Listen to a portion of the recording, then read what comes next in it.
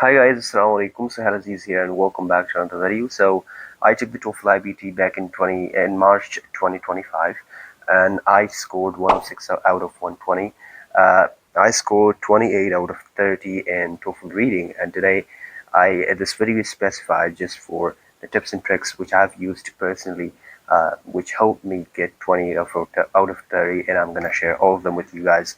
If you want to know about my text experience and how I got 106 out of 120, then watch this video, and let's start the video now.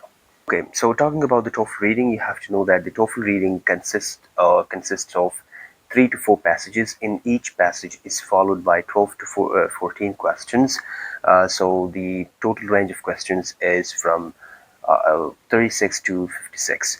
And before diving into the tips and tricks which I have personally used to get 28 out of 30, let's talk about the question types that you are going to face on the test day.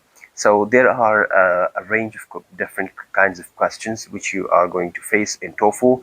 Number one being factual uh, information questions. So these questions asked you to identify specific details from reading passages, and they require you to understand and locate factual information. For example, according to the passage, what is one of the causes of the decline in bee population? So these kind of questions are factual information questions. The second type of questions which you are going to face is inference questions. These questions ask you to make inferences or draw conclusions based on information that is implied but not directly stated in the passage.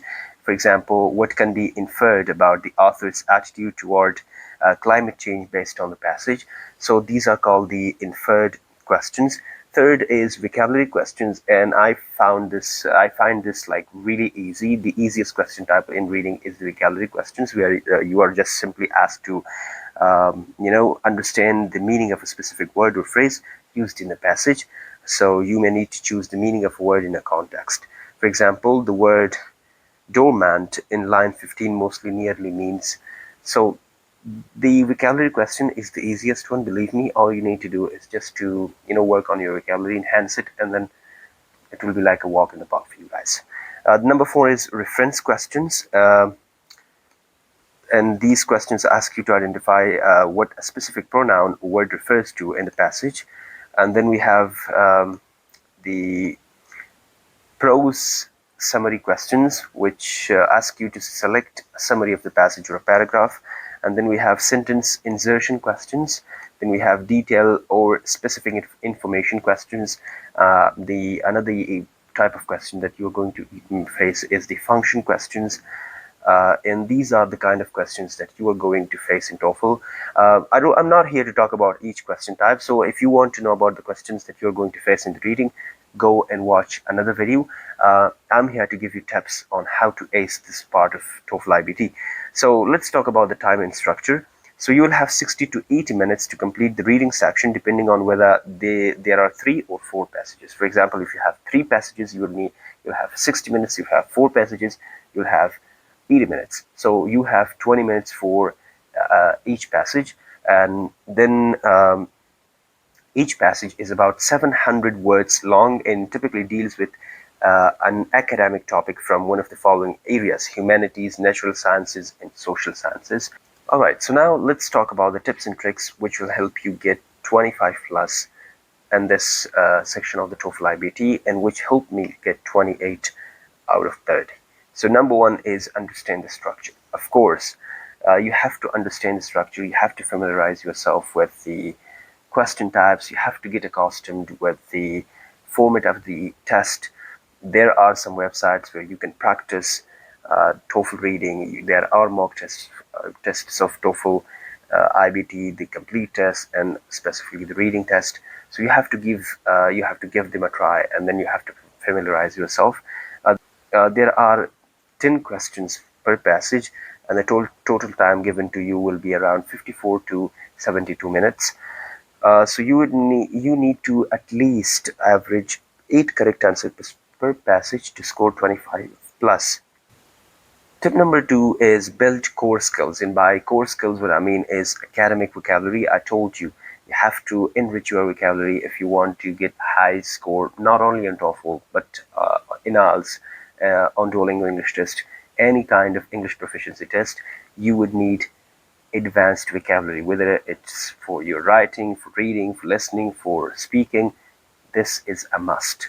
Another core skill you have to build is reading speed. And what I recommend here is that you should get a set of books by the name of okay, select reading. Yeah, select reading. You have to get those set of books, and you can read the passages, and then there's a kind of section given to you at the end of each passage where you can write down the time which you took to complete the passage. So you have to uh, increase your reading speed. So aim for 200 to 250 words per minute with good comprehension. And then we have skimming and scanning abilities. You have to understand how to scan an article, a passage, or how to skim a passage, because if you don't have these two skills, it will be really hard for you to crack the 25 plus score on TOEFL IBT reading section. Okay, the tip number 3 will be know the question types. I told you earlier you have to understand the question types. I talked about the question types. There are factual information, inference, vocabulary in context, references, sentence simplification, and insert a sentence kind of question types. Number 4 is practice smart. Use TOEFL, official TOEFL practice test or TOEFL practice online. Time yourself strictly, and after each test, review why you got a question wrong. You have to highlight your weakest and strongest aspects of your TOEFL IBT reading, and you have to work on your weakest spots. And then track your errors by category. For example, which is the hardest question type of reading for you, and which is the easiest one.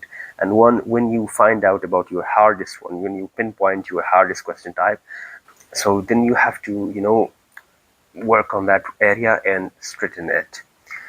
Tip number 5 will be use proven strategies. For example, don't read the entire passage in details first.